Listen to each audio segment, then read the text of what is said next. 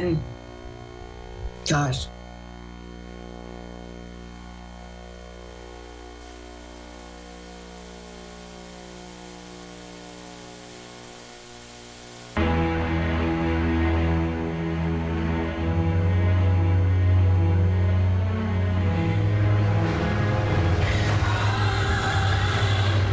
This is a CBS News special report. I'm Nora O'Donnell in Minneapolis, standing not more than 100 yards from where George Floyd died. And today, this community will honor the life of George Floyd in the first of several memorials planned across the country. We are on the street where Floyd pleaded for his life, saying he could not breathe as a police officer pressed a knee into his neck for nearly 9 minutes. And you can hear behind me, they are playing the music from the choir inside where this memorial is being held today. Hundreds and hundreds gathered here. We've also seen in just the past 10 days that this scene has become the center of a movement, including a large mural depicting Floyd. That movement has expanded across the country and the world. Friends, family, invited guests are gathered in the Frank J. Lindquist Sanctuary that is located on North Central University campus here in Minneapolis to remember a man who's been called a gentle giant. And as we know, George Floyd's death has set off a nationwide movement calling for change in the way law enforcement deals with African Americans. Protests now span the globe from here in Minnesota, New York City, to Washington, D.C., Los Angeles, Seattle, Paris, London, Israel, you name it, all around the world. And we want to go now to CBS's Jamie Yukas, who is outside the memorial service there today. Jamie, I know you're from this area. What have you learned today, and who can we expect to be speaking? Nora, I can tell you that I've seen the Reverend Al Sharpton, who is expected to give the eulogy today. We've also seen Jesse Jackson and Martin Luther King Jr. III. There are a number of celebrities, activists, politicians, and family members who are supposed to be inside.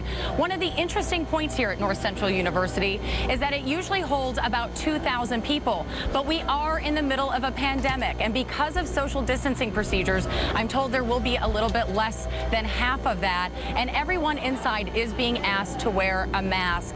You can see inside there's a replica of that beautiful mural you were talking about at 38th in Chicago depicting Floyd inside where they will remember him today. You can hear that gospel music. They're also pumping that music outside here. And the crowds here, I can tell you, outside North Central University seem very peaceful. There's a moment of unity that seems to be happening. People have worn their T-shirts of "I Can't Breathe." They are singing with one another. They're holding each other's hands. You can tell this is just a very solemn and uniting moment for everyone. This is the first of 4 memorials that will take place. Others will take place in Houston and in North Carolina. One other moment that struck us as we were out here is that when the hearse pulled in and sat here, the Minneapolis Police Department, there were a number of members who were outside here, and the Minneapolis Police Department does cover this area. Those members that were outside North Central University got down on one knee as the casket was taken out of the hearse and brought inside. We are about a half a mile, by the way, from the courtroom where 3 police officers who were charged yesterday with second-degree manslaughter will face a judge for their first court appearance. And we're about 2.5 miles from where George Floyd lost his life. So I can tell you the crowds have started to gather outside. It is a moment of celebration, a moment of unity for the people here, and people just really wanting to reflect and remember this man and how he lost his life. Nora? Jamie, thank you. And I want to bring in CBS's Jeff Pegues, who has been here from the very next day after George Floyd was killed. And they are playing the gospel music here, too. And we were here all morning long. There were hundreds of people here. Now there's, I would say, close to 1,000. Everyone coming to pay their respects as well. Yeah, and that's the way it's been really over the last 5-6 days. People keep coming to this makeshift memorial that is now developed here. It is sort of a celebratory atmosphere, despite what happened here. But I think people are celebrating the life that was George Floyd instead of looking at what happened at the end. You have balloons here. You have this large, very diverse crowd. And I think that is something worth mentioning, too. Nora. We were here earlier when the Attorney General, Mr. Ellison, came here. A number of members of Congress were here too, African-American members of Congress, to pay his respects. And one of the remarkable things was the family's reaction to Attorney General Ellison. They were grateful that the charges had not only been upgraded against the former officer Chauvin, but also that they had charged the 3 other officers before this memorial. The timing was particularly important. Yeah, there is a lot of history in this county in terms of police community relations and issues of police excessive force. And in the past, there are people in the community who feel like they did not get a fair shake when it came to prosecuting police officers. And in this case, that's why they pushed for Keith Ellison to take over this investigation. You'll remember that initially it was in the hands of the county prosecutor, but now it is Ellison, who is a former member of Congress and outspoken on these issues, who is leading this prosecution. And that's likely why you saw the increase in charges yesterday and the arrest of the 3 other officers. You mentioned the Attorney General upgrading it to second-degree murder, and while the family was grateful and called this an important step forward, they did say that they had wanted the first-degree murder charges, the very toughest murder charges. And the question has been asked, if the officer's knee was on his neck for almost 9 minutes, doesn't that show intent? What has been the reaction in terms of the severity of charges, and what has been the Attorney General's defense? Well, the family, as you noted, is relieved. But as far as the Attorney General is concerned, as we've mentioned before, this is going to be a tough case. You might look at yesterday as a first step in a long, long road that is going to take months, maybe longer than a year, perhaps, once we get to a conclusion here. And he's also said, too, how difficult it is to prosecute cops. Exactly. And I think that is something that you have to remind the public here. They cheered yesterday when the increased charges were announced and the 3 other officers were arrested. But when you look at a criminal case like this, it is among the most difficult cases that you can prosecute. And so it is important that you caution the public. This is something that's going to take some time. And as far as the charges are concerned, they have increased the charges to something that they believe, based on the evidence in that video and other information that we are not privy to at this time, that is a potential conviction that they could get, given what they know now. I wonder if people can see just the spontaneous outpouring of affection and mourning. A woman, you can tell, just brought a huge bunch of, it looks like flowers from her garden to lay at this mural. These are people from all over this state and this community that have come by with their children to pay their respects today. And Al Sharpton will speak today. And my understanding is that one of the things he's going to mention is that this is a tipping point. Explain that. Well, Al Sharpton has seen these types of cases before. Obviously, this is unique, but he spoke at the memorial service funeral for Michael Brown, involved in the Eric Garner funeral memorial service as well. And so he has seen these cases. What we hear is that he's going to talk about this tipping point, this being a moment where things will change in terms of the relationship between police and community. We also heard Ben Crump, who is the family attorney. He said the same thing to me in an interview that we conducted with him recently as well. So there is this sense among those who lead this effort to change and reform the relationship between the black community and police. There is a sense among them that this could be the time where you get real sustained change. But again, that's something else that's difficult, because we talked about that too after Michael Brown. I just spoke with 2 historians and professors at the University of Minnesota, talked to them about the Black Freedom Movement, and they said had it not been for these protests, those charges would not have been announced against those cops, that these protests have actually already made a difference. I think that is fair. I mean, if you look at the size of the crowds and how long these protests have been sustained, not only here in Minneapolis, but now across the world. And so something had to be done. And I believe, based on, the people that we were talking to, there has been this pressure on public officials to make something change. And I believe, based on what we're seeing here, there will continue to be that type of pressure on public officials. And I want to go into CBS's Jamie Yukas, who is there where the memorial is being held, because the family is about to enter. Jamie? Yeah, we know the family was staying about a mile from North Central University, and what I can tell you is that a big motorcade of vehicles just arrived, including a couple of limousines. And right now, if my photographer can kind of pan over toward the door where the VIP area is, you can see there's media from all over the world running to get shots as the family is getting out of their vehicles and very slowly starting to make their way to that door and inside North Central University. You can see a number of the family members are wearing masks.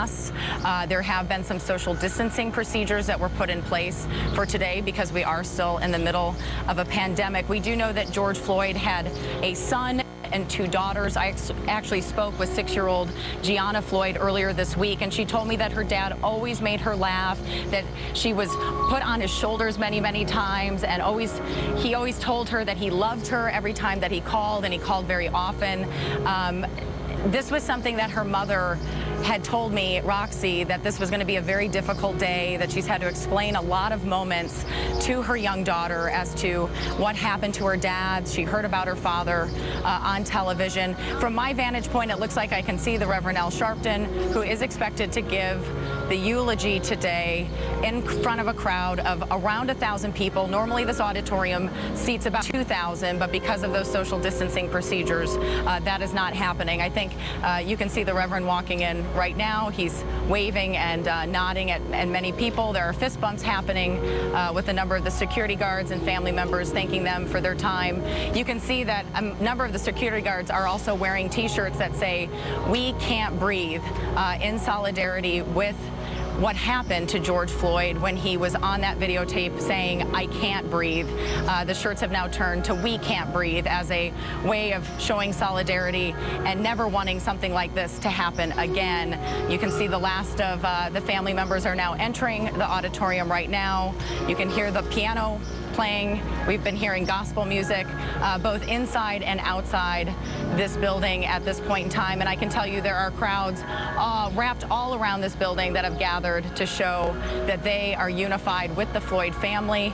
We see another limo has just pulled up from my vantage point. I'm trying to see who may be getting out of it, but we were told a number of celebrities and activists would be here today. Some of the reported celebrities are in fact Jamie Foxx and Kevin Hart, 2 people who were here earlier this week to show their solidarity to the protesters and let them know that they were set to speak up and never wanted this to happen again, that racial inequality in this country had really taken a turn and that they were here to support the protesters. A number of people, again, walking in just behind me into the auditorium, different groups of people right now. Again, about 2,000 people normally inside that auditorium. Will be about 1,000 today, and you can hear the music starting to play right now. This is just the first of 4 memorials planned for George Floyd. Nora? Jamie, thank you. And as we continue to wait for the family and the memorial to go underway, I want to note that CBS News is reporting that protests have been held in at least 430 cities and towns all across the United States. More than 1 million people have taken part in those protests. This has become a movement. CBS's Jerika Duncan is in New York City and want to check in with her. Jerika? Nora, there's a very, very large presence here of protesters, demonstrators. This is how Brooklyn shows up.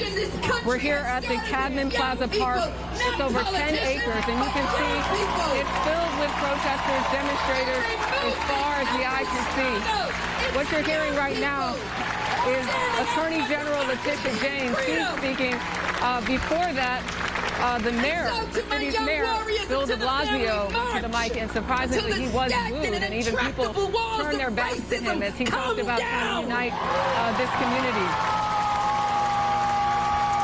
Again, you can hear the crowd. It's very loud. They were starting off by saying the name of George Floyd and saying that. Say his name, George Floyd. They said that number a number of times over and over again. We also got a chance to speak to Congressman Hakeem Jeffries, who's also out here, and talked about the likelihood of talking with the brother. The brother of George Floyd did come to the podium about 10 minutes ago, and he said, quote, "If you are here to support my brother, be in peace. If you're not, you can leave." Nora? Jerika Duncan there amidst hundreds or thousands, difficult for me to see, just so many people taking the time today to not only say George Floyd's name, but also to pay their respects and try and be part of this movement for change. I want to bring in Jeff Pegues here as well. And you see this outpouring, but you cover the Justice Department for us. In the Obama administration, the Justice Department, there were dozens of investigations of police departments' misconduct. How has that been carried out during the Trump administration? The Trump administration has pulled back, and the tone from the administration has been starkly different than what the Obama administration was communicating, not only to police, but also to these communities. The Trump administration is focused mostly on messaging to police departments across the country, law enforcement, we have your back. Whereas there hasn't been this dialogue with people in the black community that you saw with the Obama administration, where community activists were at the table with law enforcement. And so that is a big difference. And that's that's why when you see incidents like this, that relationship has not been established. And that's another reason why I think there has been more unrest this time, because you don't have that relationship between community groups and the administration at this time. Now, today, the Attorney General had a press conference, the FBI director was there, and there was more talk about building better relationships in the community. But at this point, 3.5 years into the administration, it may be too late. We'll just have to see. I was reading today some of the numbers here in Minneapolis. 20% of the population is African American. And yet, according to the own city's records, that when a suspect is detained and physical force is used, chokehold, taser, takedown, 60% of the subjects are African American. Yeah, that is the reality, and glad that you brought up those statistics. There are people in the African American community who believe that there is a unequal system of justice in this country, and that's not just something that we've heard over the last week. That is something that we've heard for quite a long time, decades in this country, and even longer than that. And so what we're seeing now is more of a discussion post George Floyd. How do you improve that relationship? But frankly, Nora, as you know, we've covered these issues for a long time, and there was this big push after Michael Brown, after Freddie Gray, after Eric Garner, and we could just go on and on and on, and yet we end up in the same situation. I want to just note, I don't know if you could hear that, but the message just came down, just a reminder to everybody to socially distance. This is the first time I've been outside of Washington, the first time I've traveled since the beginning of the coronavirus, where we've all really been socially distanced. Certainly at work, and and there's a lot of people crowded in here today. And is that your message to me to move farther? No, we're socially distanced. Okay. We're here. Okay. But you just heard, the public health message as well in these rallies, a reminder in the midst of this memorial, this other pandemic that we're facing. That's right. You have all these people packed together here, as they've been for days. But what I have noticed and been just so extremely impressed by, just about everybody is wearing a mask. Yeah. Yeah, you see that, and we do too. As we were walking among the crowd, we wear the mask when we're not social distancing like now. Exactly. So let's go inside now to the memorial service there, and you see a number of, there you see Mr. Crump, the attorney, the lead attorney for the Floyd family is there. Al Sharpton just escorted the family inside there as they take their seats inside. I want to go back to CBS's Jamie Yukas, who is just outside where the service is being held. Jamie? We now inside near the casket just saw the Minneapolis Mayor Jacob Frey go up and start talking to some of the people inside. We've also seen the governor, Tim Walz, is inside. We knew that a number of politicians would be here today. We don't know what role they'll take in the service this afternoon, but of course the governor and the mayor have both been praised and criticized for their handling of how this has all unraveled here in Minneapolis. Of course, on Friday and Saturday, you saw that unrest where a number of buildings throughout Minneapolis burned to the ground. Then the state did step in, brought in the National Guard to try to provide some peace to the unrest. There have been curfews. They had to suspend both bus service and light rail service and make some tough decisions here in both the city and state. And so they are here to show their support to the family today. Both are white men, and they have said that they stand in solidarity with the family. Obviously, there was quick action, especially by the mayor of Minneapolis, stood by his police chief.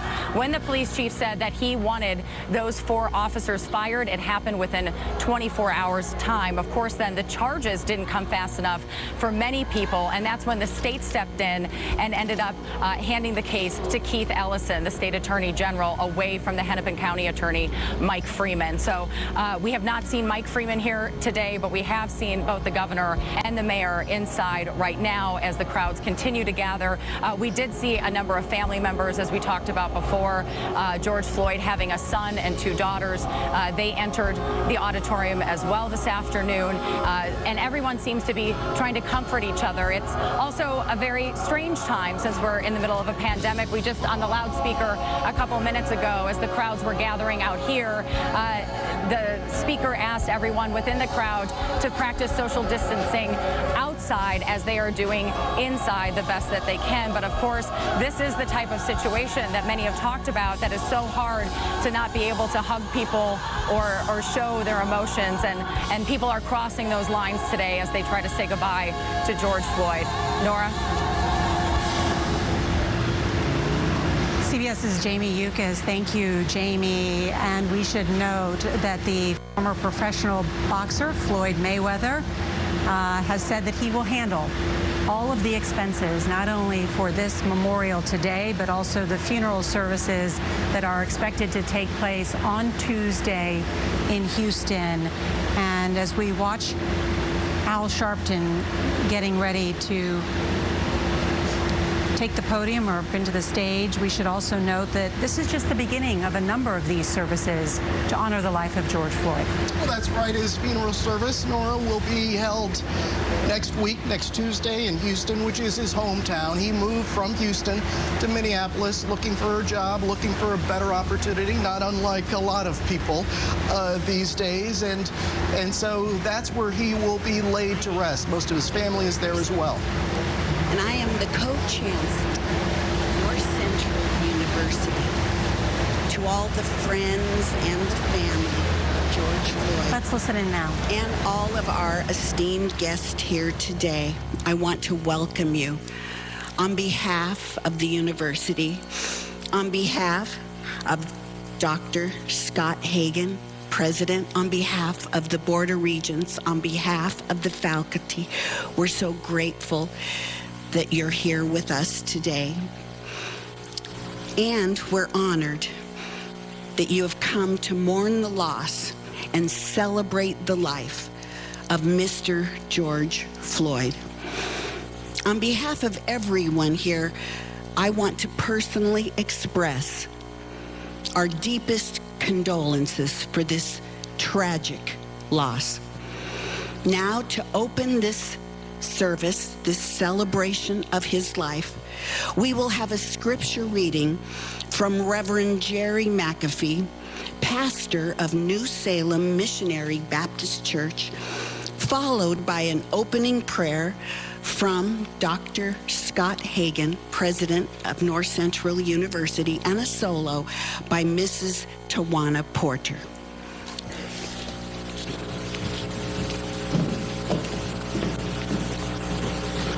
On behalf of the pastors and preachers from Minneapolis and St. Paul, the Bloods on the south side, Gangster Disciples and Vice Lords on the north side, Psalms 27. The Lord is my light and my salvation. Whom shall I fear? The Lord is the strength of my life. Of whom shall I be afraid? When the wicked, even mine enemies and my foes, came upon me to eat up my flesh, they stumbled and fell. Though an host should encamp against me, my heart shall not fear. The war should rise against me, in this will I be confident.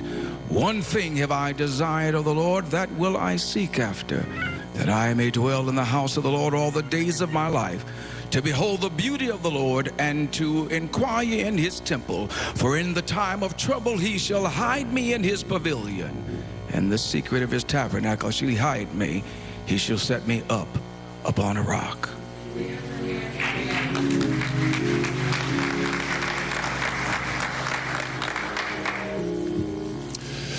Just once again, on behalf of North Central University, I want to welcome the Floyd family to our campus. This is truly an undeserved honor for our university. I've been praying all week that this sacred space would become a table of healing for the Floyd family, for the city of Minneapolis, and for the world that is grieving beyond these walls. In just a moment, I want to offer a brief prayer.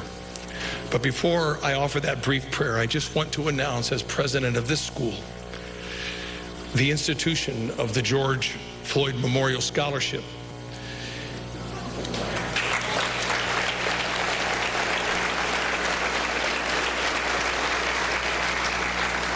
Even before announcing this scholarship yesterday, unsolicited, over $53,000 was handed to me to contribute toward the educational promise of aspiring young Black American leaders.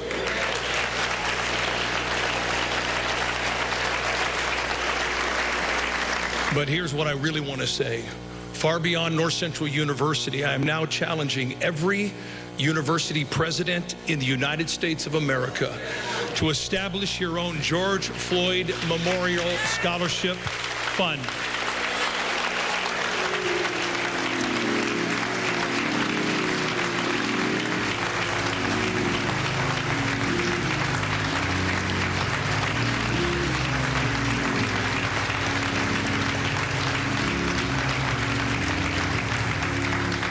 So people across this nation can give to the college of their choice.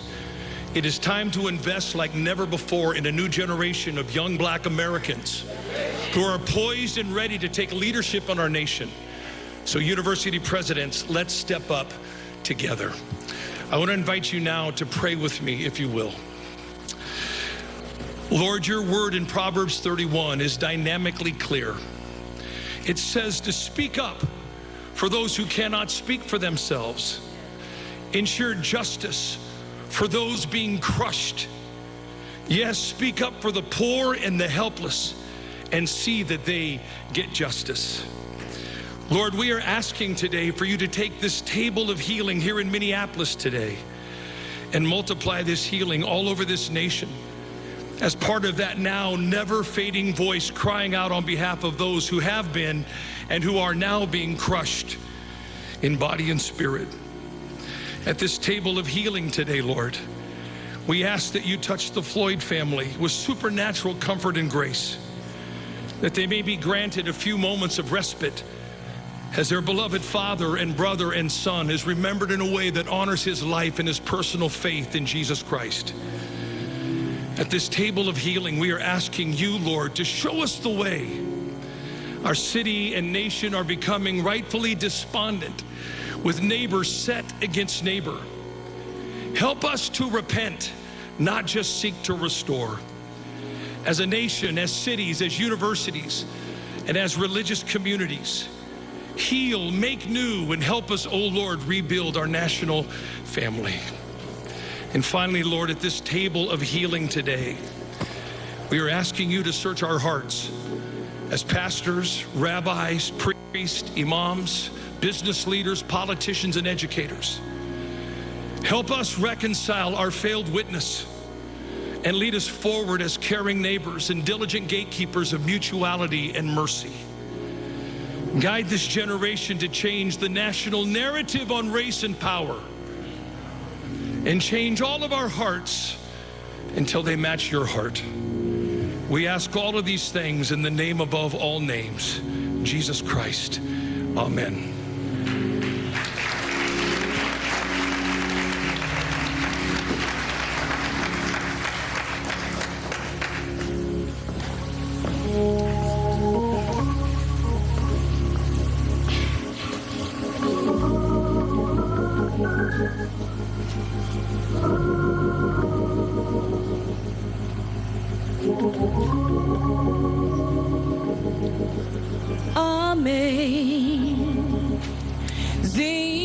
Amazing grace, how sweet the sound that saved a wretch like me. I once was lost,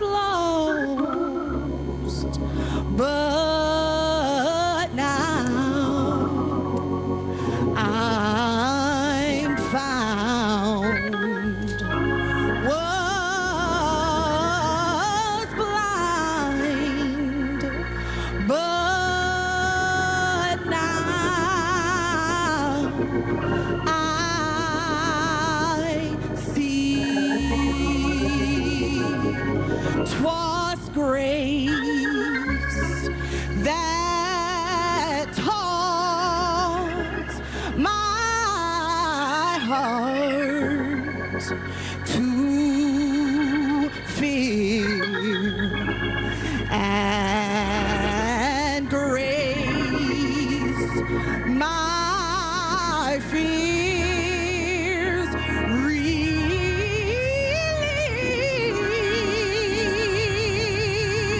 How precious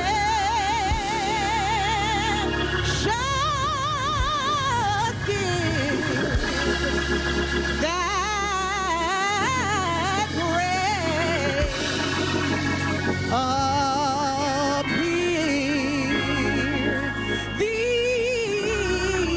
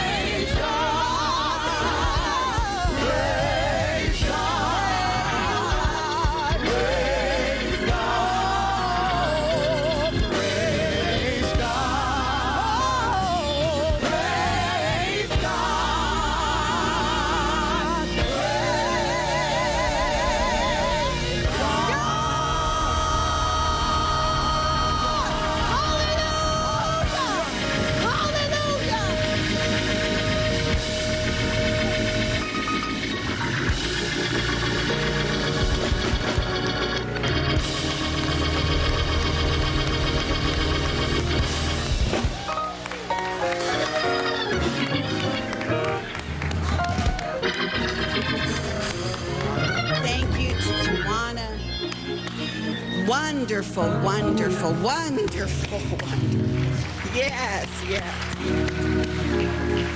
Thank you, thank you, thank you. We're going to have the opportunity now to hear in just a moment from loved ones, friends, and family of George Floyd. But before that, I would like to welcome to the podium Attorney Benjamin Krupp for his remarks. Would you please welcome him? Thank you.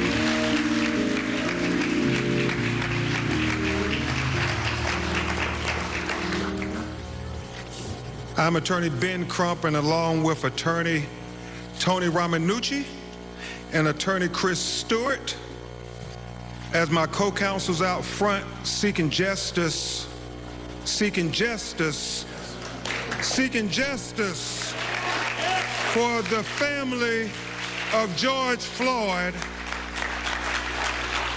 along with a lot of other great attorneys who are working in the background, who I will mention briefly before we bring up the ones who knew George Floyd all of his life.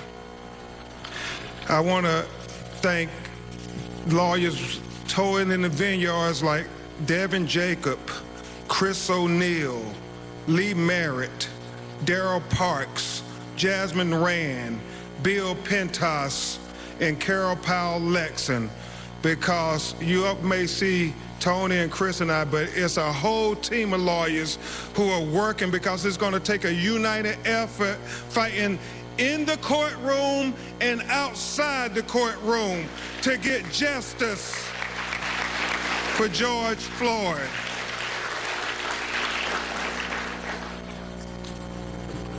I would tell you all that because of the coronavirus pandemic, we have to stay on a strict schedule, and we all have to do this social distancing.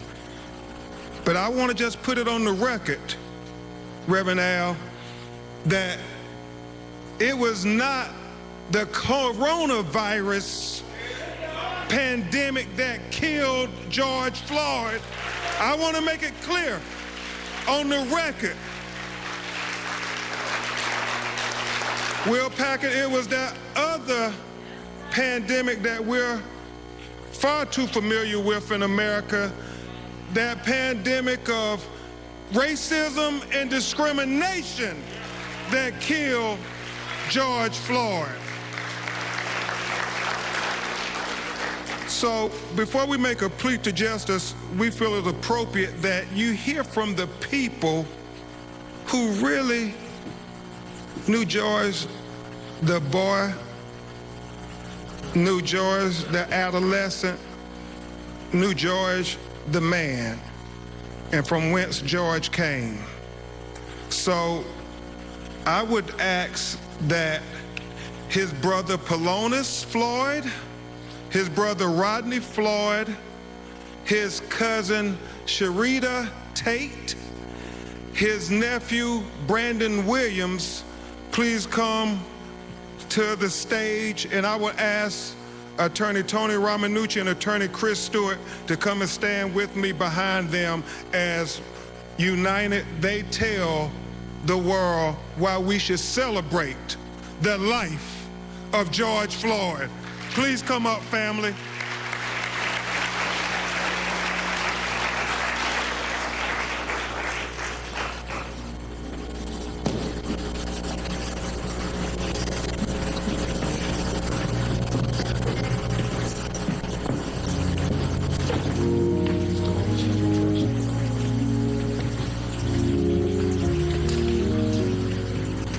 You go out first.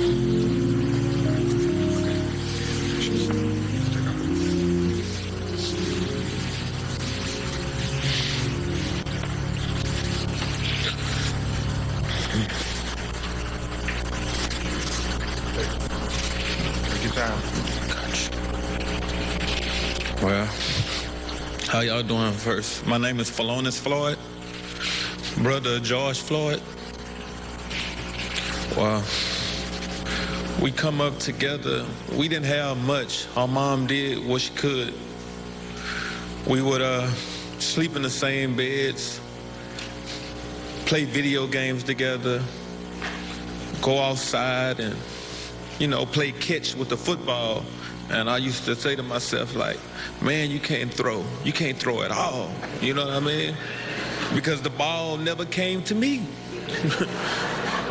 And years down the line, because I was catching with one hand, two hands, any way you threw it, I started being able to catch it. He said, I can throw, but I just wanted you to go get the ball. The ball don't need to come to you. You need to go get the ball. But, you know, my brother, we did a lot of things together, from like talking with my mom, dancing with my mom, cooking with our mom, brothers and sisters. Man, so much. We made banana mayonnaise sandwiches together, you know. It was a family thing, you know.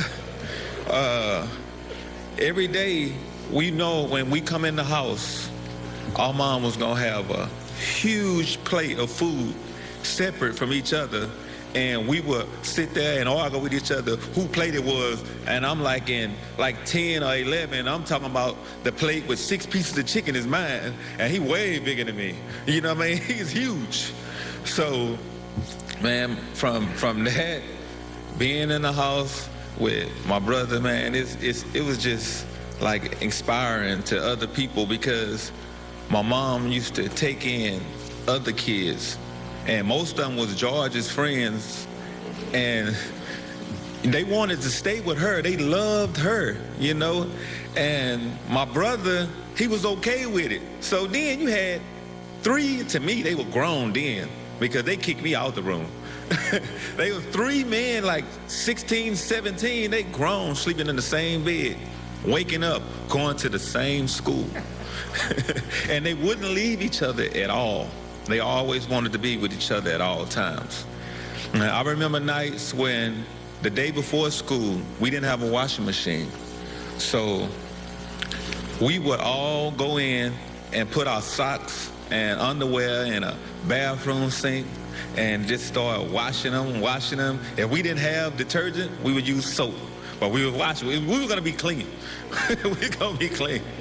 So we would literally, right after that, we would take the socks and hang them over the hot water heater.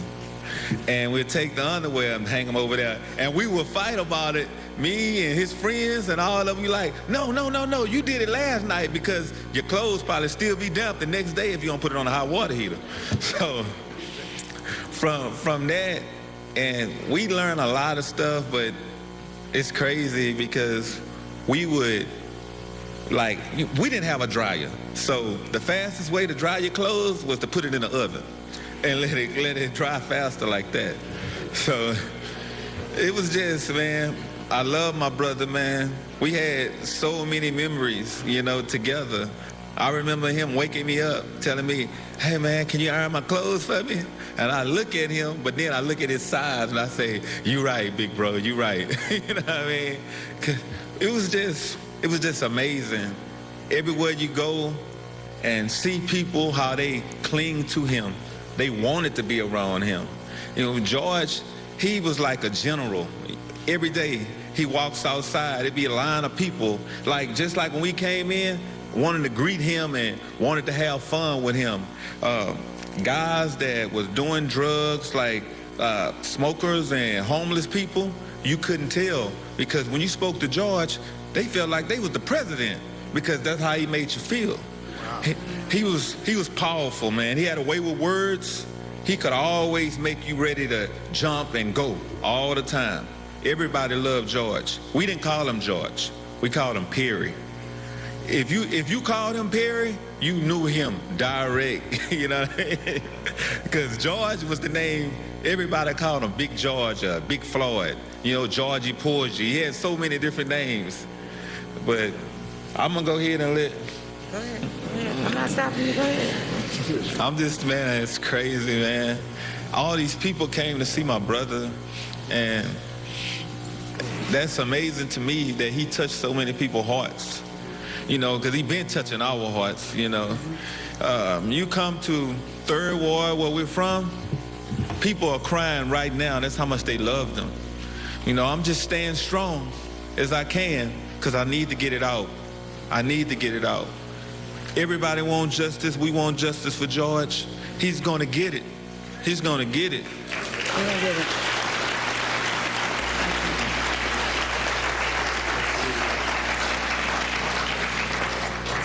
Good afternoon, everyone.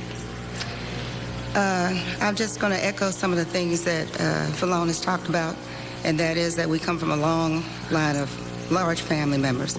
Our mothers were siblings of 13. And if I can kind of fast forward a little bit, my aunt she lived in Houston, and she would always talk about being there, not having any of the siblings close to her. So my mother decided to move to the Houston area back early 80, 81.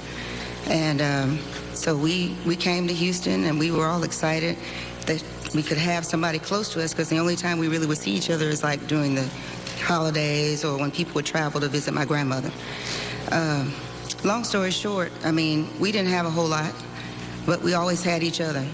And we always were taught that, you know, we could always bring other people into the fold. Always, no one should ever go home without having a meal or having food. And so that's how, as he talked about, my aunt was someone in the community that everybody, they called her Miss Sissy. And all the kids loved to come over there.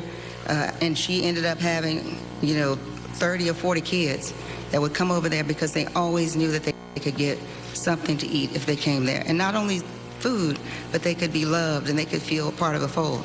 So we were raised to always welcome people in and to embrace other people. And so you could see, as all these people, no matter who you talk to, they will all say the same thing, and that George was somebody who was always welcoming, always made people feel like that they were special, and nobody felt left out. And he would enter into a room. Everybody would feel like they were special. He would embrace them. As I think about the thing that I will miss about him most is his hugs. Like, he was this great big giant, and when he would wrap his arms around you, you would just feel like, you know, everything could just go away. Any problems you had, any concerns you had would go away.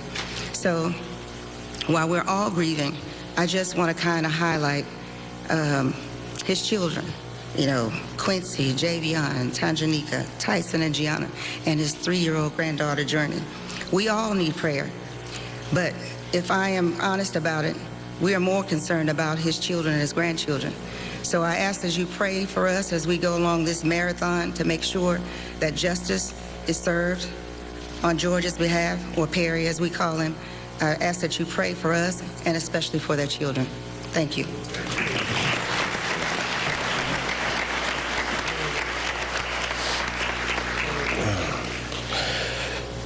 How y'all doing?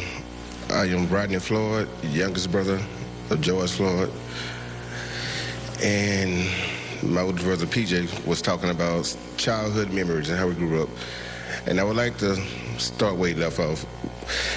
We didn't have much growing up, but all that great stuff, how we dried and washed our clothes, that was just ingenuity. And I mean, hey, we worked with what we had, but didn't have much, but we had a house full of love. And I mean, I appreciate the love of everyone in here in the state of Minneapolis. Y'all adopted my brother and showed him so much love, and we feel that love in your city, and thankfully everybody, and plus around the world. It's a beautiful thing, this great love we're receiving, and George Floyd is receiving, because he would love it.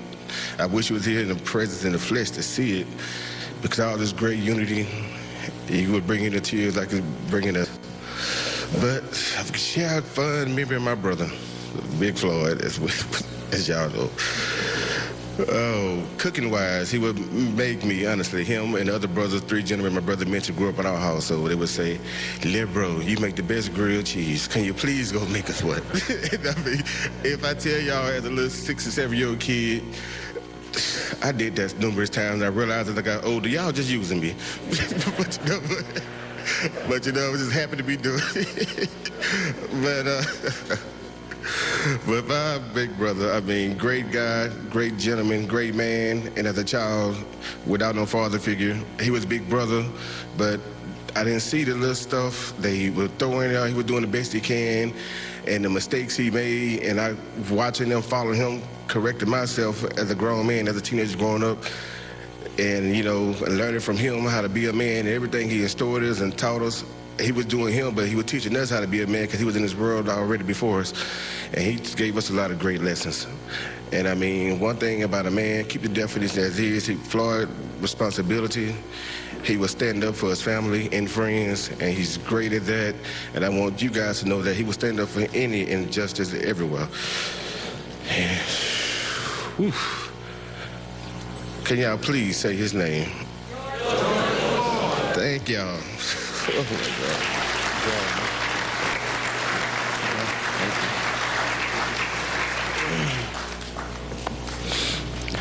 God. I'm Brandon Williams. I'm George's nephew. I call him Perry. You know, we happen to share the same middle name for some reason.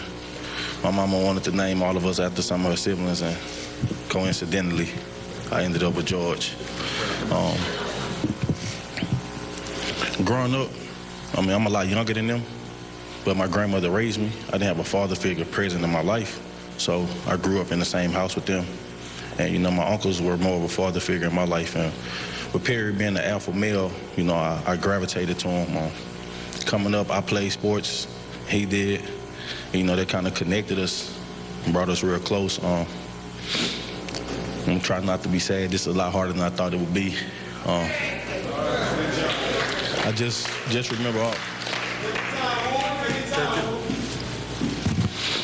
remember just all of the memories, man. So more than anything, I just want to say thank you to him, just for being there, just being a real, genuine person, just being loving and caring, and somebody I can count on no matter what.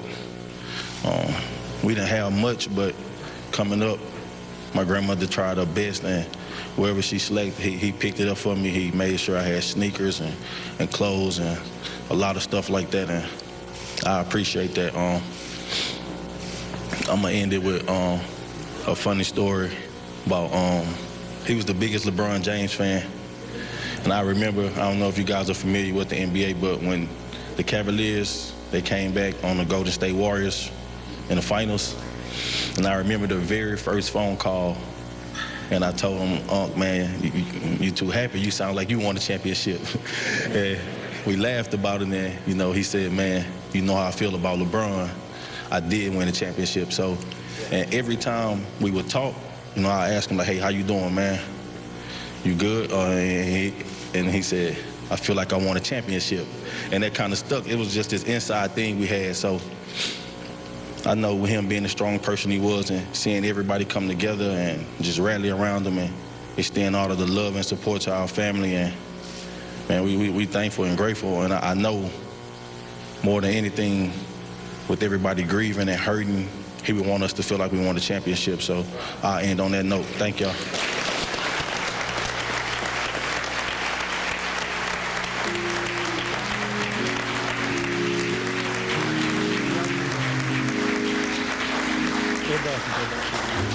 Y'all, please give his family another round of applause. Please show them love. Show them love.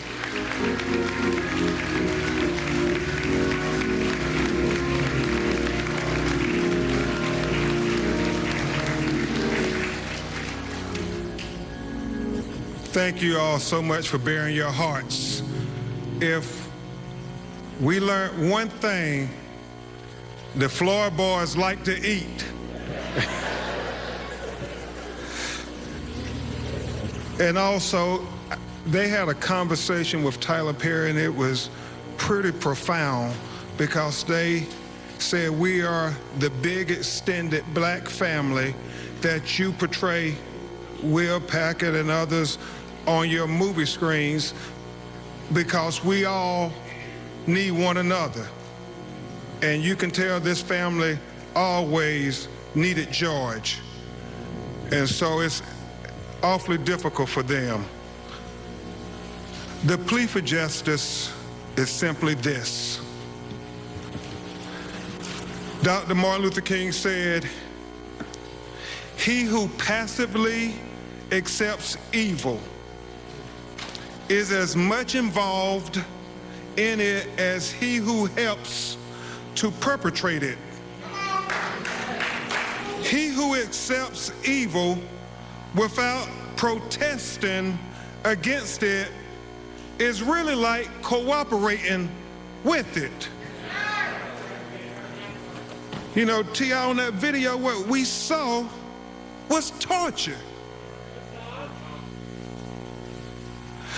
Reverend Jackson, what we saw in that video was inhumane. Martin III, what we saw in that video was evil. And so America, we proclaim, as we memorialize George Floyd, do not cooperate with evil. Protest against evil. Join the young people in the streets protesting against the evil, the inhumane, the torture that they witnessed on that video. We cannot cooperate with evil. We cannot cooperate with injustice. We cannot cooperate with torture. Because George Floyd deserved better than that. We all deserve better than that. His family deserve better than that. His children deserve better than that.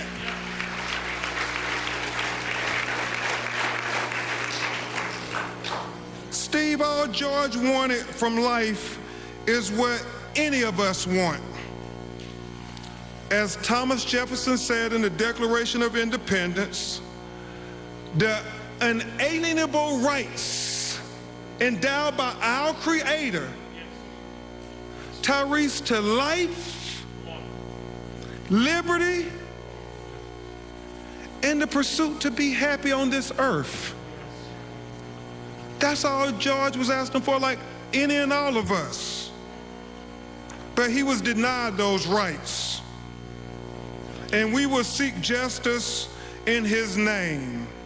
We will all, united as a people who are God's children, seek justice in his name. But beyond the specific justice, in his case, Chris, the prosecution of the 4 individuals who deprived George of his life, we seek a broader, more transformative justice. Reverend Al, a more just system of policing. Kevin, a more just treatment of people of color. Chris, a more just criminal justice system. In essence, what we are endeavoring to do, Brandon, is what my personal hero, Thurgood Marshall, said. Make the Constitution real for all Americans. You see, Justice Marshall said the basis of the Constitution is simply this: that a black baby born to a black mother, the most uneducated black mother, the most inarticulate black mother, the most impoverished black mother, has the same exact rights as a white baby born to a white mother, the most educated white mother, the most articulate white mother, has the most affluent white mother, just by virtue of that baby drawing its first breath as an American. Now, Justice Marshall said, Reverend Jackson, I know that's not the case in America today, but I challenge anybody to say, Tony, that that's not the goal we're fighting for. He said, I challenge anybody to say, that's not what makes America the great beacon of hope and justice for all the world to marvel. So when we fight for the George Floyds of the world, but more importantly, when we fight for the unknown George Floyds of the world, when we fight for the Trayvon Martins of the world, when we fight for the Terrence Crutches of the world, when we fight for the Michael Browns of the world, when we fight for the Alton Sterlings of the world, when we fight for the Philando Castillos of the world, when we fight for the Jamar Clarks of the world, when we fight for the Eric Gardners of the world, when we fight for the Sandra Blands of the world, when we fight for the Ahmaud Arbery's of the world, when we fight for the Breonna Taylors of the world, when we fight for the Natasha McKinney's of the world, when we fight for the Stephon Clarks of the world, when we fight for the least of these, what we are really doing is helping America live up to its creed. What we're really doing is helping America be the great beacon of hope and justice for all the world to marvel. But most importantly, brothers and sisters, what we are doing is helping America be America for all Americans.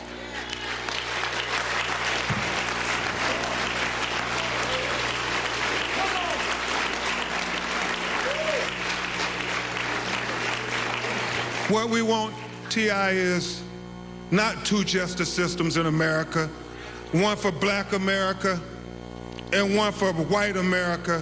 What we endeavor to achieve is equal justice for the United States of America, and George Floyd is the moment that gives us the best opportunity I have seen in a long time of reaching that high idea that this country was founded on.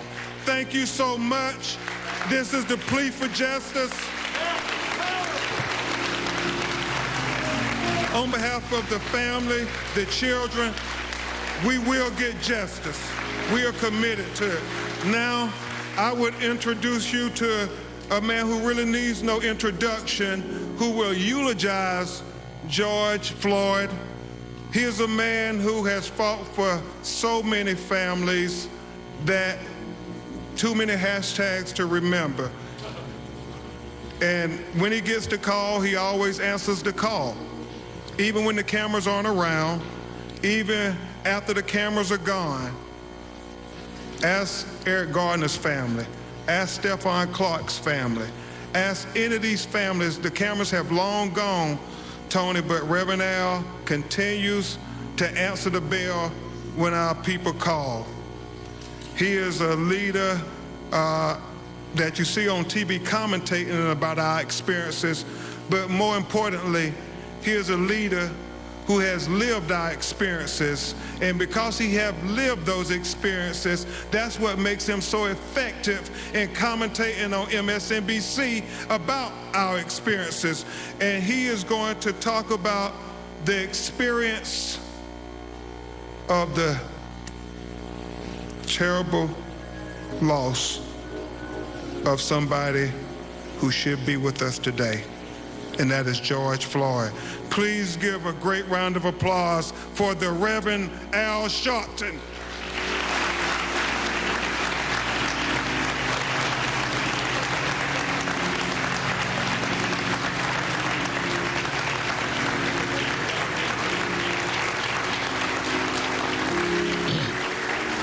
Thank you.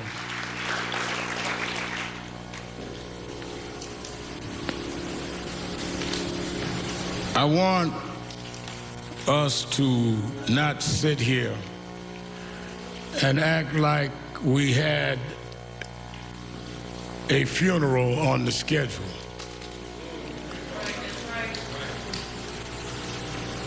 George Floyd should not be among the deceased. He did not die of common health conditions. He died of a common American criminal justice malfunction. He died because of there has not been the corrective behavior that has taught this country that if you commit a crime, it does not matter whether you wear blue jeans or a blue uniform, you must pay for the crime you commit.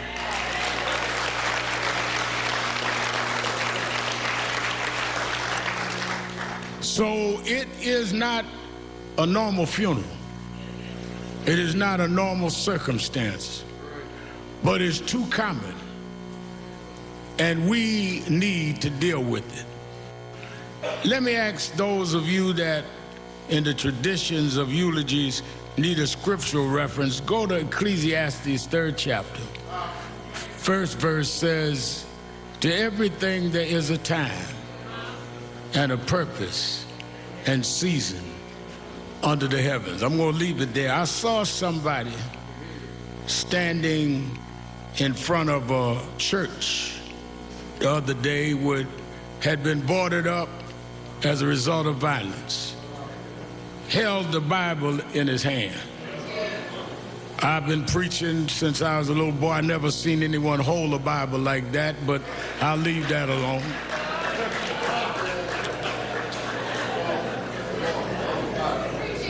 But since he held the Bible, if he's watching us today, I would like him to open that Bible.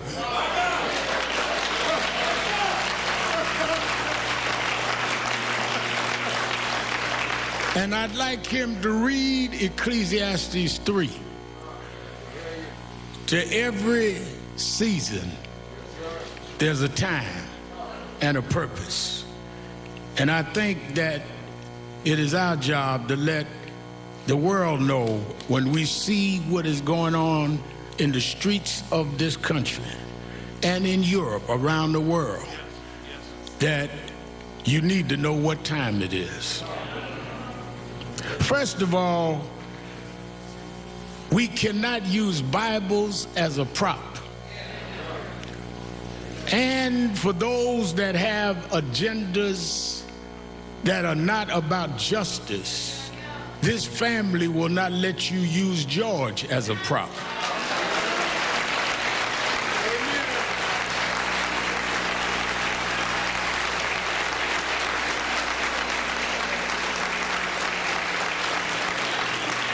If you want to get your stuff off, don't use him. Let us stand for what is right.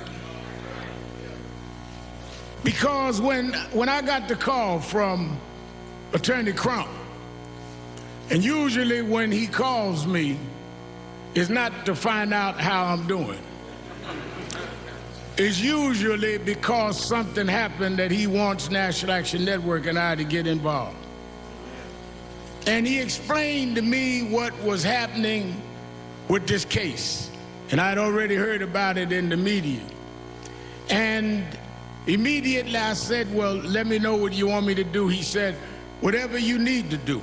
One of the things, Martin, that I've always had to deal with is critics would say, all Al Sharpton wants is publicity. Well, that's exactly what I want. Because nobody calls me to keep a secret. People call me to blow up issues that nobody else would deal with. I'm the blow-up man, and I don't apologize for that. Because you get away too much with hiding things. Honey has talked about y'all putting clothes in the oven to have your clothes dried. Well, I didn't grow up in the third world, but I grew up in Third Ward. I grew up in Brownsville, and we had roaches. Now, I know Kevin Hart and some of the rich Hollywood folk here don't know what roaches are, but we had roaches, Ludacris. And one thing I found out about roaches is that if you keep the light off, if you're in the dark, a roach will pull up to your dinner table and have a 5-course meal. So I learned that one of the ways to deal with roaches is if you cut the light on. I could run them roaches and track them down. And I've spent all my life chasing roaches all over this country.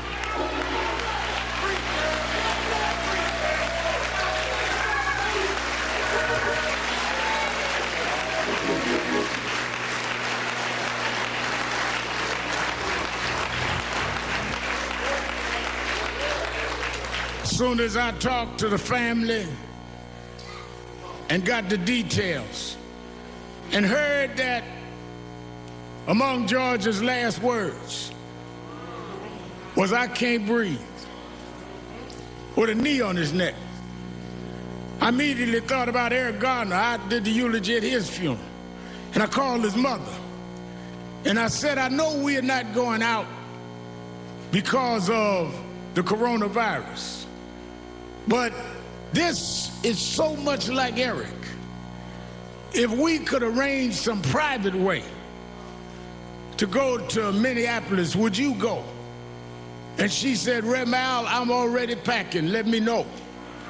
Tyler Perry said, "I'll give the families, the plane, whatever y'all need, because this is wrong." Robert Smith said, "Don't worry about the funeral costs."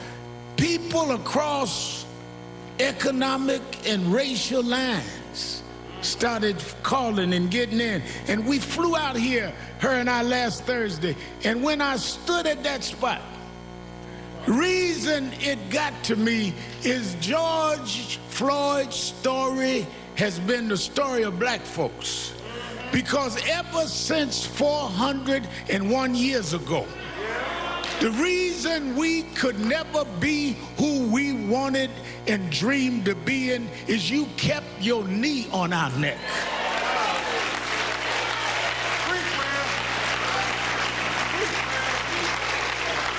We were smarter than the underfunded schools you put us in, but you had your knee on our neck. We could run corporations and not hustle in the street, but you had your knee on our neck. We had creative skills. We could do whatever anybody else could do, but we couldn't get your knee off our neck. What happened to Floyd happens every day in this country, in education, in health services, and in every area of American life. It's time for us to stand up in George's name and say, "Get your knee off our necks."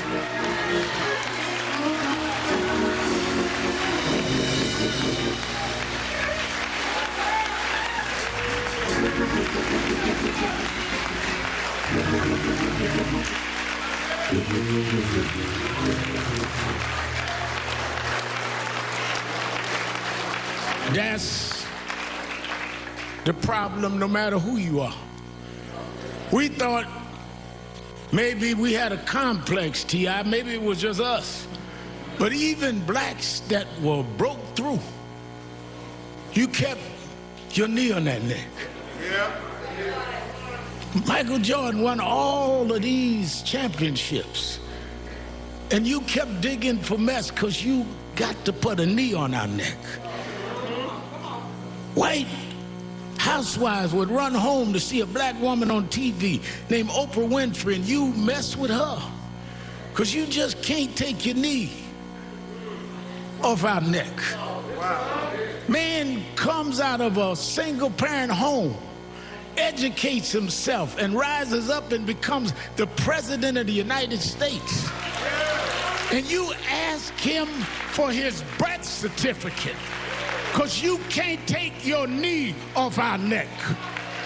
The reason why we're marching all over the world is we were like George. We couldn't breathe, not because there was something wrong with our lungs, but you wouldn't take your knee off our neck. We don't want no favors. Just get up off of us, and we can be and do whatever we can be.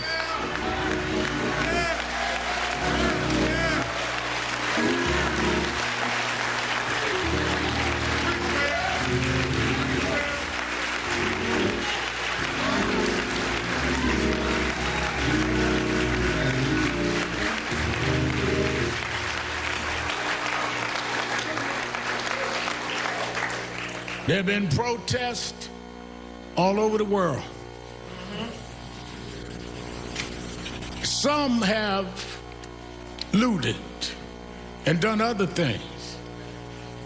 And none of us in this family condones looting or violence.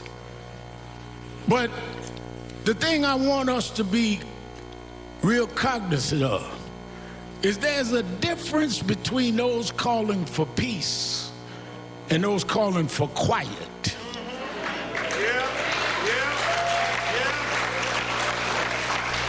Some of y'all don't want peace. You just want quiet.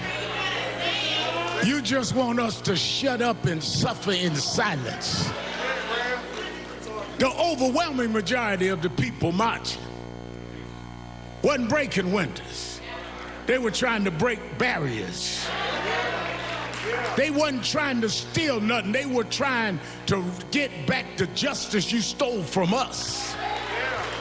Those that broke the law should pay for whatever law they broke, but so should the 4 policemen that caused this funeral today. We don't have a problem denouncing violence, Mr. Governor. We don't have a problem, Mr. Mayor, denouncing looting. But it seems like some in the criminal justice system have a problem looking at a tape and knowing there's probable cause, and it takes a long time for you to go and do what you see that you need to do.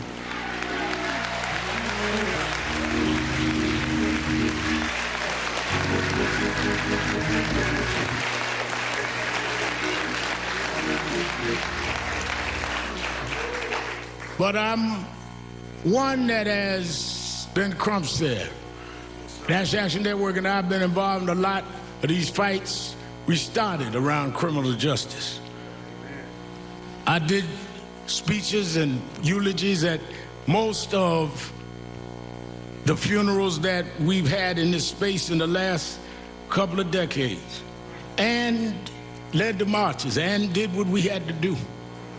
I look at Martin III, we went to jail together, fighting these fights, like his daddy went to jail before. But I'm more hopeful today than ever. Why? Well, let me go back. Reverend Jackson always taught me, stay on your text. Go back to my text, Ecclesiastes. There is a time and a season. And when I looked this time and saw marches where in some cases young whites outnumbered the blacks marching, I know that it's a different time and a different season. When I looked and saw people in Germany marching for George Floyd, it's a different time and a different season.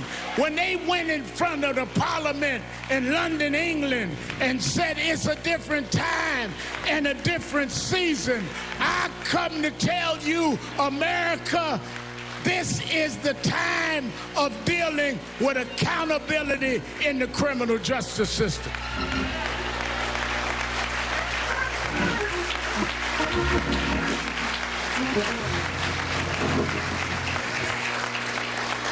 Stephen, years ago, I went to march. Now I remember a young white lady looked me right in the face and said, "Nigga, go home." But when I was here last Thursday, and Miss Carr and I was headed back to the airport, I stopped near the police station. And as I was talking to a reporter, a young white girl, she didn't look no older than 11 years old. She tagged my suit jacket. And I looked around and I braced myself. And she looked at me and said, "No justice, no peace."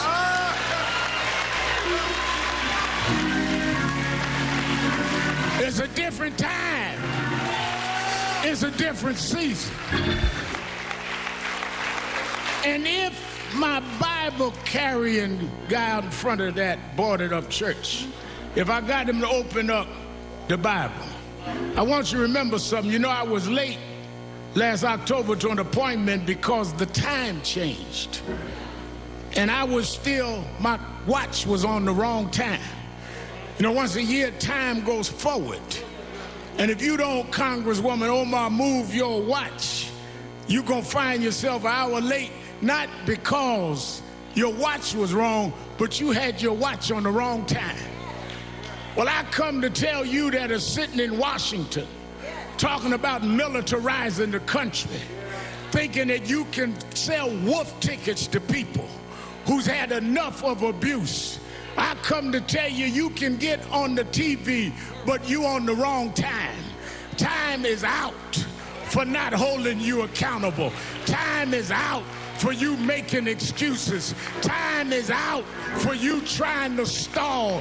Time is out for empty words and empty promises. Time is out for you filibustering and trying to stall the arm of justice. This is the time. We won't stop. We gonna keep going until we change the whole system of justice.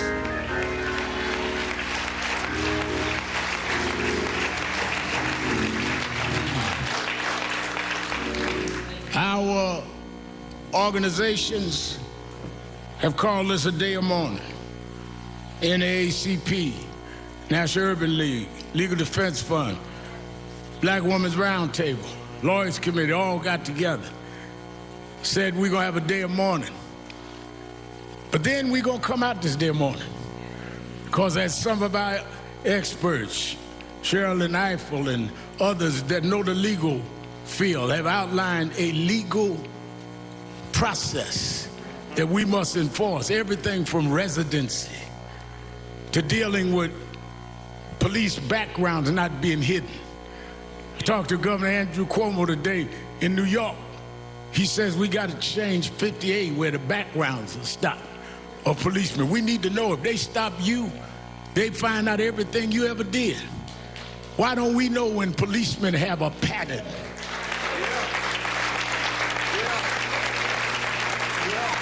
We got to go back to consent decrees.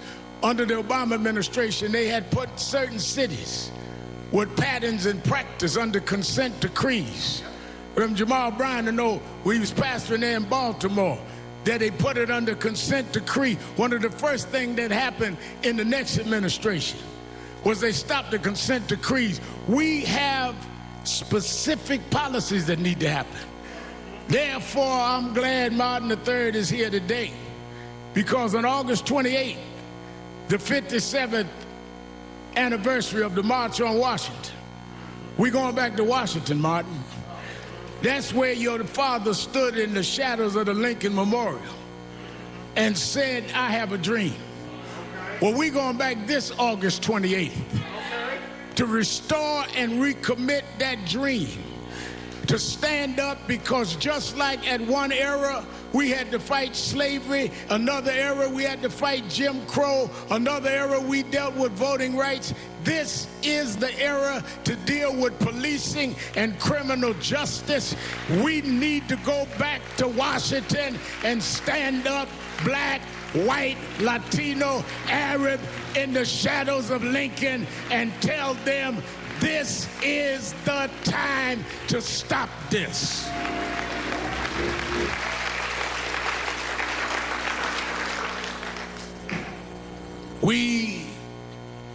Martin and I talked about this. I've asked Reverend Bryant to get the faith leaders together. I talked Randy Weingart about the labor leaders. Oh no, we're going to organize in the next couple of months in every region, not only for a march, but for a new process. And it's going to be led by the Floyd family.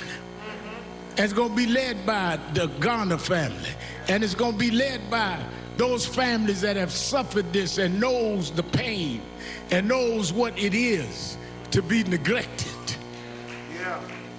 And it's going to be getting us ready to vote not just for who's going to be in the White House, but the State House and the city councils that allow these policing measures to go unquestioned. We are going to change the time. Let me say this to the family who has shown such great grace and real level and balanced thinking. And that's why I want them to help lead this. And I think one of the greatest thinkers of our time, Dr. Michael Eric Dyson, I've asked come and speak. We need to break down, because y'all don't know what time it is. Y'all are operating like it's yesterday. And the reason y'all late catching up to what these protests means is because you didn't turn your clock forward. Talking about make America great. Great for who and great when? We gonna make America great for everybody for the first time.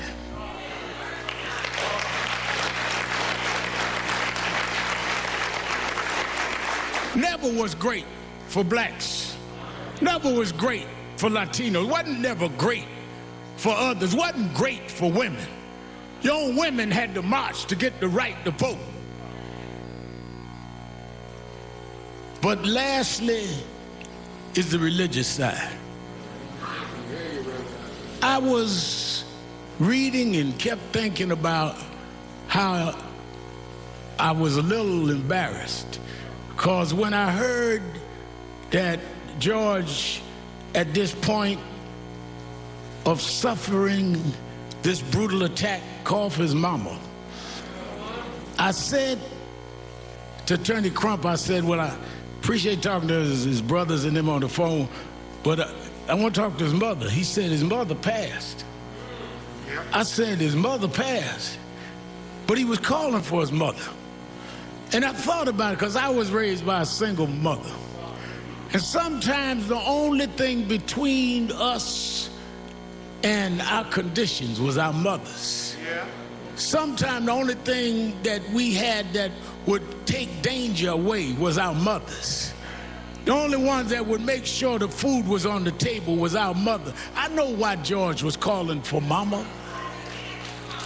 But then as I had got that all placed in my mind and I realized why I was always calling her. My mother died 8 years ago, but I still try to talk to her. Sometimes just dial the cell phone to hear the voicemail of the phone that I never cut off. I still want to reach out to mama. But talking to Quincy last night, one of his 5 children, Quincy said, you know, I was thinking maybe he was calling his mother. Because at the point that he was dying, his mother was stretching her hands out, saying, come on, George, I'll welcome you where the wicked will cease from troubling, where the weary will be at rest. There's a place where police don't put knees on you, George. There's a place that prosecutors don't drag their feet. Maybe mama said, come on, George. There's a God that still sits high, but he looks down low and he'll make a way out of no way. This God is still on the throne. The reason we can fight, I don't care who's in the White House, there is another house that said if we'll fight, he'll fight our battles. If we stand up, he'll hold us up. So as we leave here today, I say to this family, I know that years ago we told them, Reverend Jackson told us, keep hope alive. Yeah. Then I know that President Obama wrote a book about hope. But I want you to know in my life, there's times that I lost hope. Things can happen like this that'll dash your hope. But there's something that is sister to hope called faith. Faith is the substance of things hoped for, the evidence of things unseen. Faith is when you got a pile of bills and no money, but you say he will provide all of my needs. Faith is when you got no medicine in the cabinet and you're sick in your body, but you say he's a doctor that never lost a patient and he'll dry tears from my eyes. Faith is when your friends walk out, when your loved ones turn their back, but you say, I don't believe he brought me this far to leave me now. We didn't come this far by luck. We didn't come this far by some fate. We come this far by faith, leaning on the Lord, trusting in his holy word. He never failed me yet. From the outhouse to the White House, we come a long way. God will. God shall. God will. God always has. He'll make a way for his children. Go on home, George. Get your rest, George. You changed the world, George. We're going to keep marching, George. We're going to keep fighting, George. We done turned the clock, George. We're going forward, George. Time out. Time out. Time out.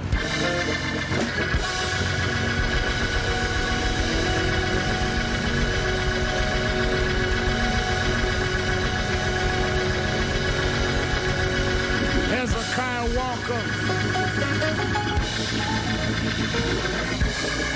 We asked gospel great Hezekiah Walker to sing a song for the family. After which, Derek Johnson of the NAACP asked me, Attorney Crump, we're going to stand for 8 minutes and 46 seconds. 46 seconds. Though that was the time that George was on the ground. And we want you all over the world to stand with us for 8 minutes and 46 seconds and make that commitment for justice in the name of George. I want to thank the members of the Congressional Black Caucus for being with us. Won't you stand?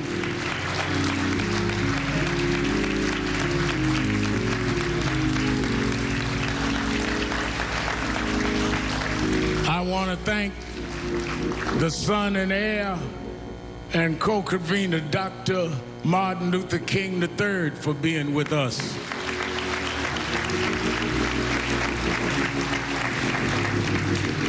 I want to thank the mayor and the governor and their brides for being with the family. Senator Amy Klobuchar of the state of Minnesota. I want to thank my mentor and one who's fought this fight for more than a half a century. Reverend Jesse Lewis Jackson is with us. And his spokesman for Rainbow Push, Jonathan Luther Jackson.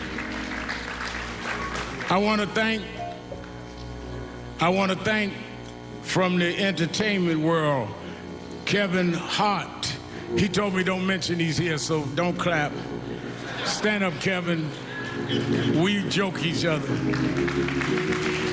Brother Beloved, stand up, brother. Brother Ludacris.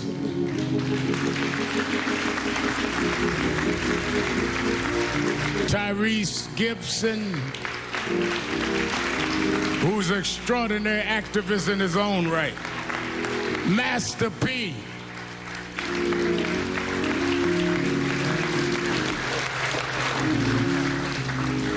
The one and only, the creative genius, Will Packard, is with us today.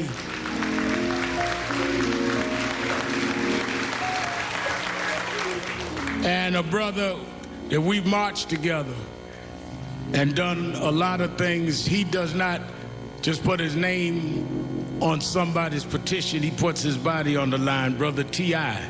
is in the house.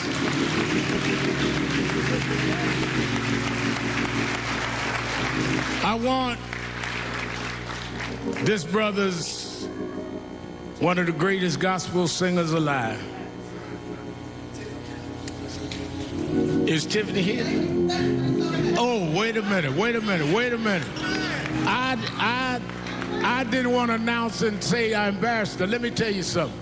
One of the most popular, outstanding artists that is also committed. I've read her interview. She think I'm old and don't read stuff, but I do. And she's been committed and saying the right things, and she wanted to be here today. And I was so busy joking with Kevin, I didn't even look at her.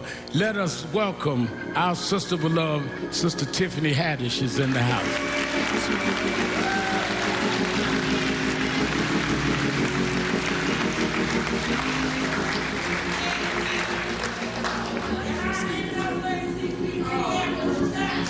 Well, I'm going to announce all the rest. Wait a minute, y'all don't start introducing folk. I got them all. Let us hear a selection from Brother Hezekiah Walker. God bless everybody. Let's have some church for a little while. Y'all ready to have some church? I came all the way from Brooklyn, New York to do this for George and the family. The song says, every praise, amen, is unto our God. Let's do it. Come on, let's stand to our feet, everybody. Come on. Come on. Put your hands together. Come on. Come on, come on, come on. Come on. Every praise, come on. Every praise is to our God. It's to our God. Every word of worship. Every word of worship. With one accord. With one accord. Every praise. Every praise. Every praise. Every praise. To our God. It's to our God. Sing hallelujah. Sing hallelujah. Oh. To our God. Glory hallelujah. Glory hallelujah. Is to our God. To our God. Every praise. Every praise. Every praise. Every praise. To our God. It's to our God. Come on, let's take it up. Come on. Every praise. It's to our God. It's to our God. Put them hands together. Come on. Every word of worship. With one accord. With one accord. Come on. Every praise. Every praise. Every praise. Every praise. To our God. It's to our God. Look at your neighbor and say, sing hallelujah. Sing hallelujah. Oh, to our God. Glory hallelujah. Glory hallelujah. It's to our God. To our God. Come on. Every praise. Every praise. Every praise. Every praise. To our God. To our God. Come on, my people. Let's take it up one more time. Come on. Every praise. It's to our God. Every word of worship. Every word of worship. With one accord. With one accord. Every praise. Every praise. Every praise. Every praise. To our God. To our God. I don't care how you're feeling. Sing hallelujah. Sing hallelujah. To our To God. our God. Hallelujah. Glory hallelujah. To our To God. our God. Every praise. Every praise. Every praise. Every Is to our God. To our God. This is my favorite part right here. Come on. God, my Savior. God, my healer. God, my deliverer. Yes, He is. Yes, He is. You say it now. God, my Savior. God, my Savior. God, my healer. God, my healer. God, my deliverer. Yes, He is. Yes, He is. Yes, He is. Yes, He is. God, my Savior. God, my Savior. God, my healer. God, my healer. God, my deliverer. God, my deliverer. Yes, He is. Yes, He is. Yes, He is. Yes, He is. Yes, He is. Yes, He is. Yes, He is. Yes, He is. Every praise Every praise. to our God. To our God. Every word of worship Every word of worship. with one accord. One accord. Every praise. Every praise. Every praise. Every praise. Every praise. Every praise. Every praise. Every praise. All of my worship. Every praise. All my praise. Every praise. When you see me dancing. Every praise. Every praise. Every praise. When you see me shouting. Every praise. Every praise. Every praise. Every praise. Every praise. Every praise. Every praise. Every praise. Every praise. Every praise. Every praise. To our God. To our Every praise. Every praise. To our God. To our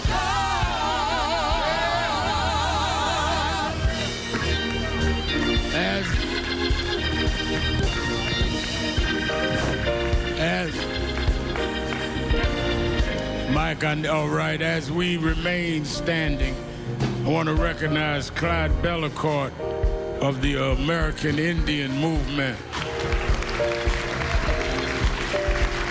Brother Bellicourt, we're honored that you came. Thank you. And let me say, they recognize someone yelled out the state chair of the NAACP and many of Black Lives Matter, many of the grassroots organizations that have been doing the protests on the ground in Minneapolis and around the country. Movements are about everybody. We don't exclude anybody. Those young folks, some of them organic, some organized on their own, some NAACP, some Urban League, some National Action Network. We need everybody. This is not a competition. This is a movement. And we need to stop our competing and start fighting the real enemy. Thank you for doing what y'all are doing. When I got here, they were marching, and they kept marching. They didn't need nobody to come organize something. They organized, and we're going to stay organized. And I really thank them for their work. We want to pause for 8 minutes and 46 seconds.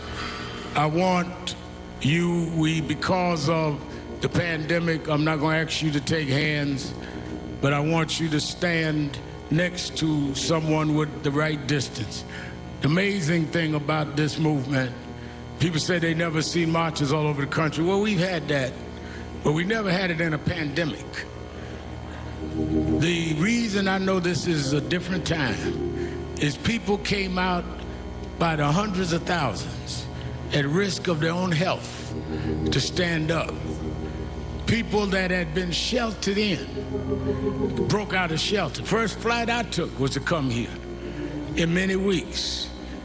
And maybe in God's own way, Martin, the fact we were sheltered means we couldn't watch sports, couldn't watch nothing. We had to keep watching that tape. Maybe because we had no distractions, that finally we're ready to deal with this. So as we stand, I would like us to stand together, and I think there's only one woman up here. I want Tiffany, since I was disrespectful, would you come stand with us up here? Tiffany Haddish, so you won't be talking about me in your next interview. And I would like the mother of Ergana, who's mother of the one who originally died of police custody, saying, "I can't breathe," to stand with me and Ben Crump on stage. It's Gwen Carp. Let us stand. Somebody said, Reverend, 8 minutes is a long time. That minute was long enough for the police to understand what they were doing. That means it was long enough for one of them 3 cops to stop what was going on. That means it was long enough for whatever this officer had in mind for him to rethink. As you go through these long 8 minutes, think about what George was going through, laying there for those 8 minutes, begging for his life. Heard someone say, narrating his own death. We can't let this go. We can't keep living like this. Sam Jackson, is Sam still here? Steve Jackson, is he here? Steve, we won't recognize, I was recognizing everybody. We got to stop this here. And we got to, in this time, bring about a new season. Let us stand still. You that believe in faith, bow your heads, or whichever way you worship.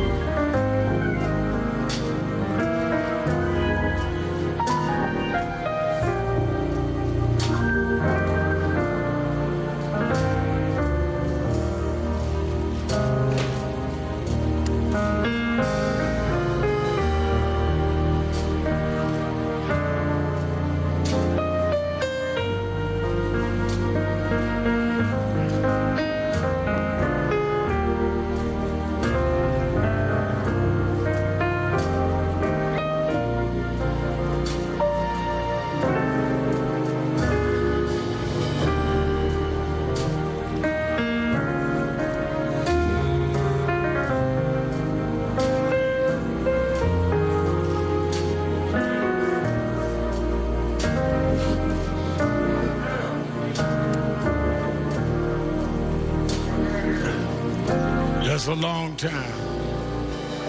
If we've calculated with the clock here, that's how long he was laying there. There's no excuse. They had enough time. They had enough time. Now what will we do with the time we have? As we usher the family out, please let us take them out first. They have to prepare to go to North Carolina and then back Houston, where we will do the final services. They appreciate you all for coming. Let everybody else be seated but the family. Reverend Bryant, will you come quickly? Give us a benediction. Just a benediction. And we're going to take the family out. Everyone else remain in your seats.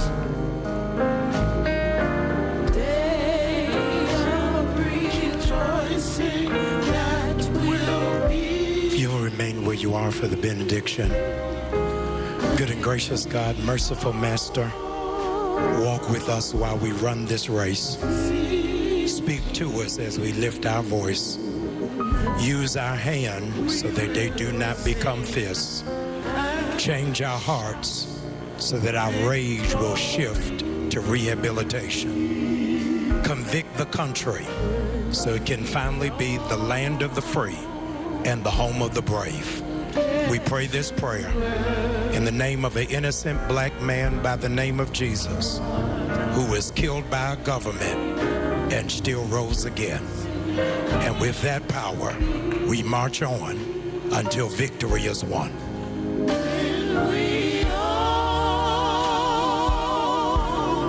Let's usher the family. Excuse me, we need everyone to be seated except the family. Please, everyone, please be seated except the family.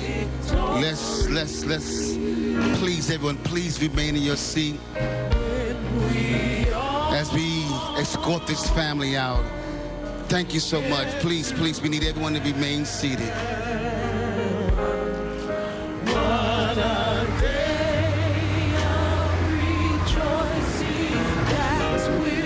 And that concludes the George Floyd Memorial here in Minneapolis. We are just a few miles away from that here at the site where George Floyd was killed. And the service has played over loudspeakers here, just a few minutes behind. So we're currently in that moment of silence. One of the most powerful moments I've ever witnessed in my life. I mean, behind me there's more than 1,000 people who are silent for that 8 minutes and 46 seconds. And because we're observing that moment of silence, I want to go to CBS's Jamie Yukis to wrap up what we heard inside. Jamie? Well, Nora, the family is just coming out of the auditorium right now, and I can tell you that it was just as you described here as it is where you're standing, about 2.5 miles away from me. We're in downtown Minneapolis, and there's a large crowd of people who were listening over loudspeakers. And when Reverend Al Sharpton asked everyone to stand for that 8 minutes and 46 seconds, it was near silence, outside and inside. I think what struck so many people were so many tears that were shed. You saw that the attorney for the family, Benjamin Crump, started crying, put his head in his hands. There were many people in the audience like that. And I can tell you that looking out at the crowd, there were many people like that here as well. The people who were holding signs, I can't breathe, had put them down. It's solemn. There was a sense of unity out here in this crowd. They had talked about trying to do social distancing. That did not happen, but you could see a number of people wearing masks. And what struck me is that there were so many people inside who had taped pictures of George Floyd to their mask. Many others had written on their masks, "I can't breathe," as a sign of solidarity. The other thing, where you're standing, there's that beautiful mural that was painted at the site where George Floyd died. We hear clapping right now, people thanking the family and members for attending and being here. Lots of cheers happening. There's a woman standing outside holding a T-shirt.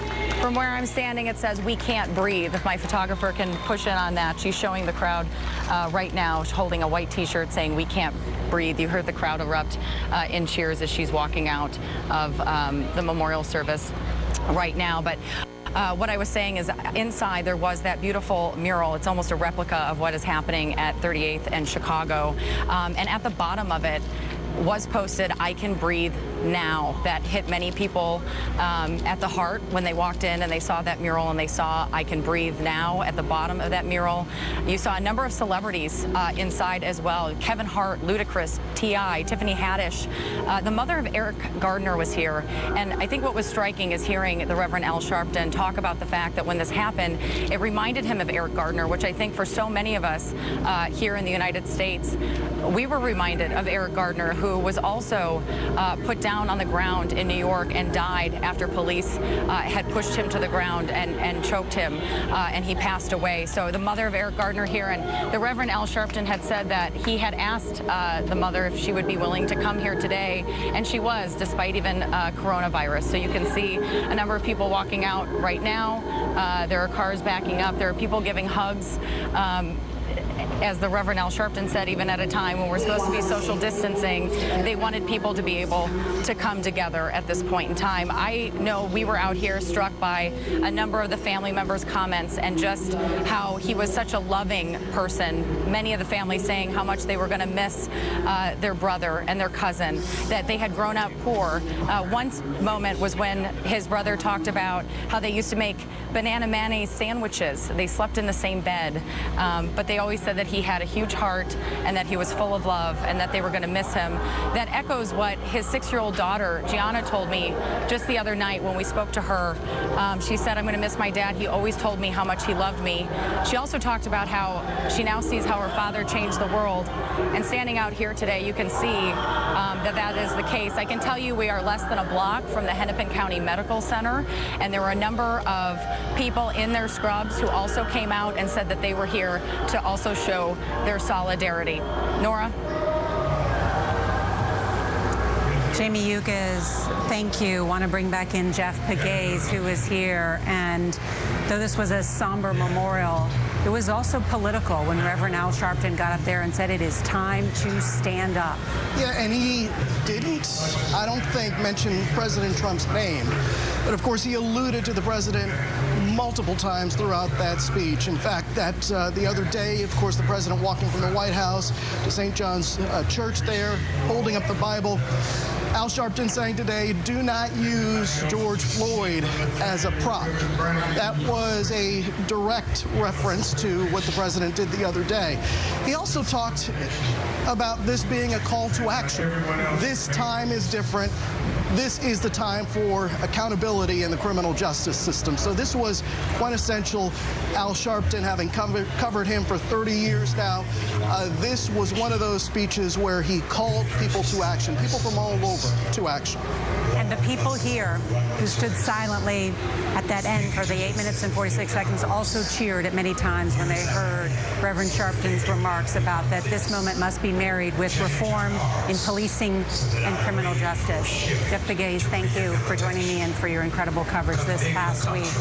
Another memorial will take place Saturday in George Floyd's birth state of North Carolina. Next week, a final memorial service will take place in Houston, where Floyd lived for most of his life. His casket is expected to be escorted by the Houston Police Department for security, and what the police chief has said is a show of support for the family. A funeral service will be held Tuesday. And our coverage will continue on our 24-hour streaming network, CBSN. You can watch it at cbsnews.com or on our CBS News app. And there'll be much more on your local news on this CBS station. And we will have a full wrap-up tonight on a special edition of the CBS Evening News from right here in Minneapolis. This has been a CBS News special report. I'm Nora O'Donnell, CBS News. It's Furniture Marketplace's